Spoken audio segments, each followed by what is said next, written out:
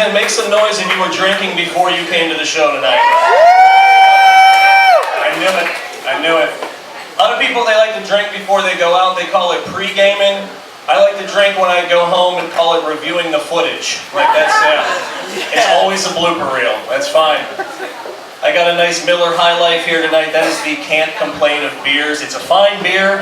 It's easy to drink. It's cheap. I like it. It's non-pretentious. I do drink craft beer sometimes, but I feel like the craft beer companies have gone way too far with the clever names for the craft beers.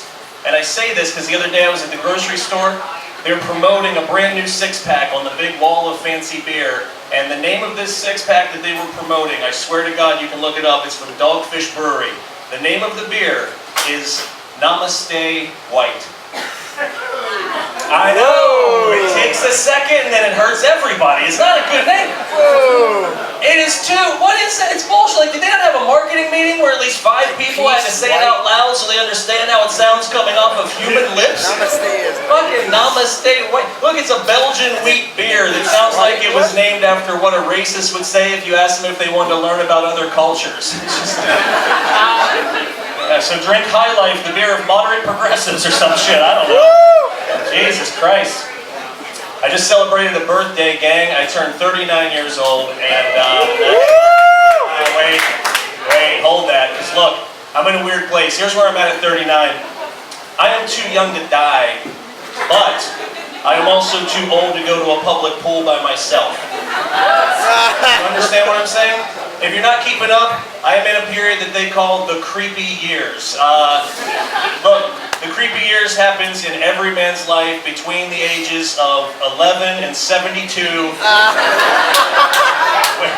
When everything you do is creepy and you don't understand why. There are 2 empty seats right here. I feel like it's my fault. That's how I walk around all the time. It's just, I get it too, I get it. And look, if I feel that I'm making people uncomfortable with my presence and welcome, I will leave. I had to do this in the zoo. I was in New York 2 weeks ago. I was at the Prospect Park Zoo, and I had to leave. And you know, you would think, what's so weird about a 6'4", balding, middle-aged, tattooed white guy by himself at the petting zoo, standing in the middle with 2 open palms full of kibble, giggling maniacally because the goat's tongues are so tickly. I mean, come on, but like, I turned around and there was a family waiting to enter the petting zoo area, and the parents had their children like seat belted against them, just like, we will go when that guy leaves. I was like, all right guys, here's the candy, go. It's fucking weird. It's weird. But look, this is the thing, man, I'll leave if I have to. I will, but there are certain places that I wish I could go alone that I realize I can't anymore. There's one place in particular that drives me nuts. I can't go there alone, and it just eats me up inside because it's one of my favorite places in the entire world, and that place is Dave & Buster's. I fucking love Dave & Buster's. Tuesday night, you get off work, you go, play some arcade games, eat some trash food, drink a pitcher of beer, forget about that you don't have a relationship with your father, whatever you have to do to get through a fucking Tuesday, you can do it at Dave & Buster's. And I thought I knew the rules, man. I'm not going to Chuck E. Cheese alone. That place is for kids. But Dave & Buster's, they're serving pina coladas, they're playing the Black Eyed Peas. Let's be adults at D&B's. That should be their whole jingle. It should just be like, Dave & Buster's, we're serving pina coladas, playing Black Eyed Peas. You can be an adult at D&B's, but you fucking can't, and here's why. There are 3 words that you are not allowed to say at Dave & Buster's. And those 3 words are, fuck these kids. I know, but they shouldn't let them in there in the first place, at least after 6. I don't know what they're doing. They let kids there all hours of the damn day, and these bastards come running through while I'm trying to relax. They're stomping on my shoes, they're spilling drinks on my shirt, they're hogging up the Jurassic Park game, which is arguably the best game in all of Dave & Buster's. And I can't go, fuck these kids, without everybody in the place looking at me like I just said, I'm gonna fuck these kids.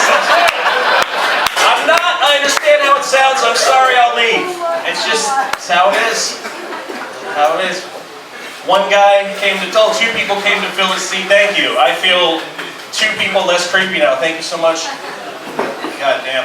I do a lot of things I shouldn't do at my age. 39 years old, I still skateboard. Like, people find out that I'm almost 40 and I still ride a skateboard. They're always like, wow. Cool. But we're sorry, your loan request has been denied.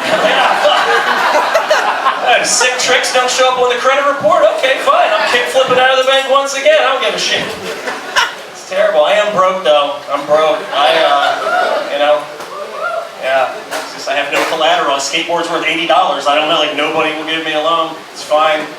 I'm broke. Like, this is how broke I am. I eat a lot of microwave burritos. A lot of microwave burritos. Because it's just something that you can just eat real quick. It's sustenance, a little fat, little carbs, little protein. I'll say this, man. Microwave burritos are amazing if you also love eating paper towels. Like, that's...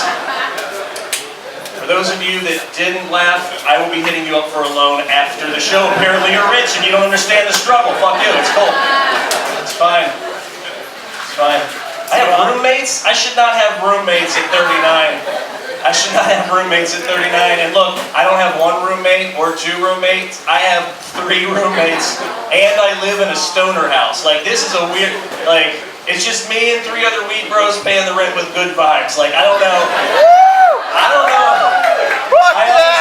I don't know how we keep the lights on, but they're on, so God bless, because something's working. Like, it's fine. That's cool. Yeah, man. I'll tell you this, living in a stoner house is very cool because everybody's just super chill all the time. But it's also terrifying because someone has always left the oven on.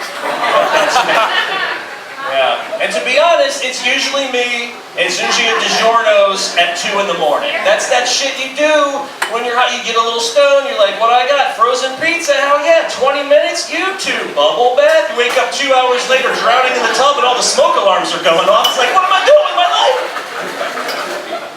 I'm just kidding. The smoke alarms are not going off. We removed those 6 months ago because it was harsh in our mellow. But, you know, get it. Yeah. I worry about the weed a little bit. I worry that, like, I'm just going to do something stupid. But mostly I just waste time. I waste a lot of time on weed, and I do stupid shit. It makes me think I should stop doing it. A couple weeks ago, I caught myself watching the same episode of Bob's Burgers 3 times in a row. Thought it was a different episode every time. Yeah. And then I came down and I realized that wasn't Bob's Burgers, those were reruns of Roseanne. Now that's some good fucking weed, but like what the fuck am I doing? Oh boy. It gets worse. Last night, right before I went to bed, I picked up my phone and it felt way heavier than usual. And my first thought was, hell yeah man, must be fully charged. Like that's fine. That's fine. I feel like it's very selfish of comics to get up here and just talk about themselves all the time. You guys are super cool to sit through that. But with my last minute, I just feel like throw it to the audience for a second, get to know one of y'all. I'll go, sir, right here, second row back. What's your name? Tony? Tony Isaac. Nice to meet you. Tony, it's a big room. Just shout out really loud. What do you do for work? Pilot for Delta Airlines. Very cool. What a coincidence, Tony, because the other day I was at the airport and I was waiting to board my plane, and this lady, she comes over the intercom and she delivers this announcement. She's like, attention all passengers, please be sure to report any suspicious baggage. So I did what I had to do. I marched all the way back to security and I told her about the time when I was 9 and my cousin Nathan forced me to jerk him off. That's just a little bit about our friend Tony. Give it up for Tony, guys. You guys